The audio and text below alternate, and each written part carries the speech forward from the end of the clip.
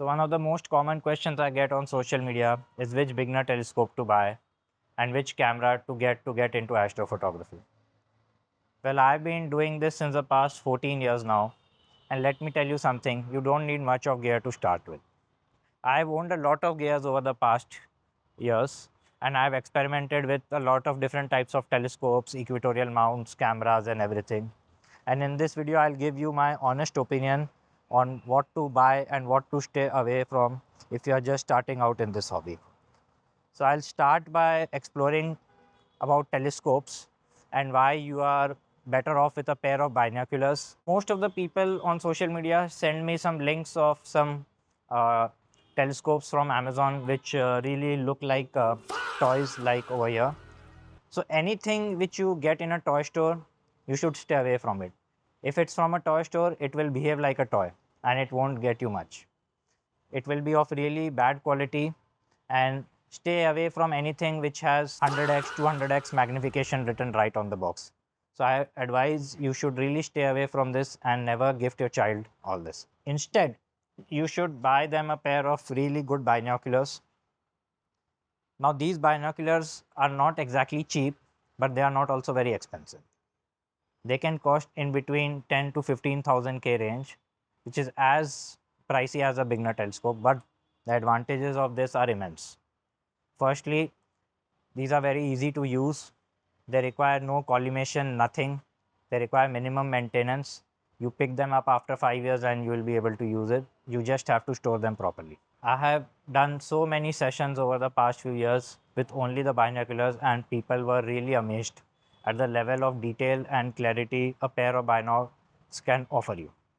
So if you want your child to get hooked onto this hobby, rather than buying him a toy telescope, invest in a pair of binoculars, which can also be used in the daytime for bird watching and terrestrial animals and etc. Generally, tell people to avoid anything related to deep sky astrophotography and all that, because that requires a lot of gear and patience.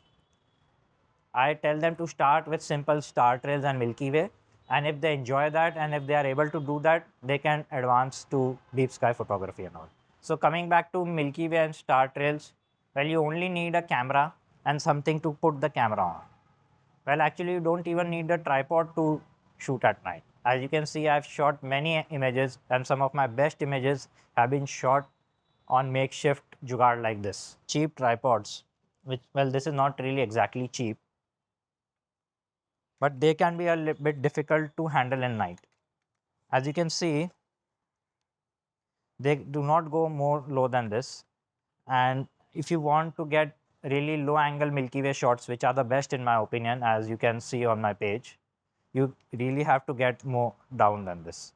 For that, you need specialized tripods, which are a bit expensive, but they can turn and they can get really low down. Now, this image you see on the screen has been shot on a Nikon D7000, which is almost 15 years old. It was shot on a manual lens, but the beauty of this image that it was shot in Leh Ladakh, India.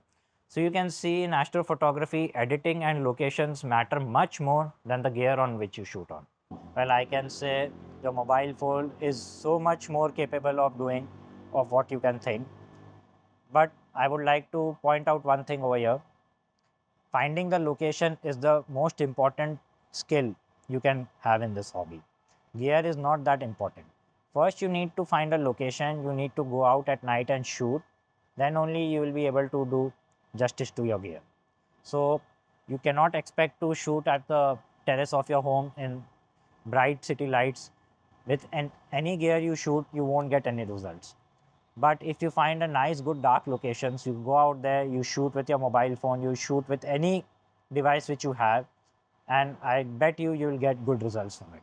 When you feel that your current equipment is not being able to do justice to the location you are going, then only you decide to buy a new gear and hunt for a new camera and everything. I started this journey some 15 years ago on a mid-level DSLR camera D7000, and I used that for more than 5-6 years before shifting on to a mirrorless camera. And I shifted on a mirrorless camera because I felt I was not doing justice to the locations I was going. Right now, I go to very dark locations like Hanle, Leh Ladakh, and etc., where the gear actually does not matter. The, instead, the location is so good that with any gear you use, you will be able to do a good job. So my advice to every beginner here is developing the right skills, and the right skill in this hobby is finding a good location to shoot.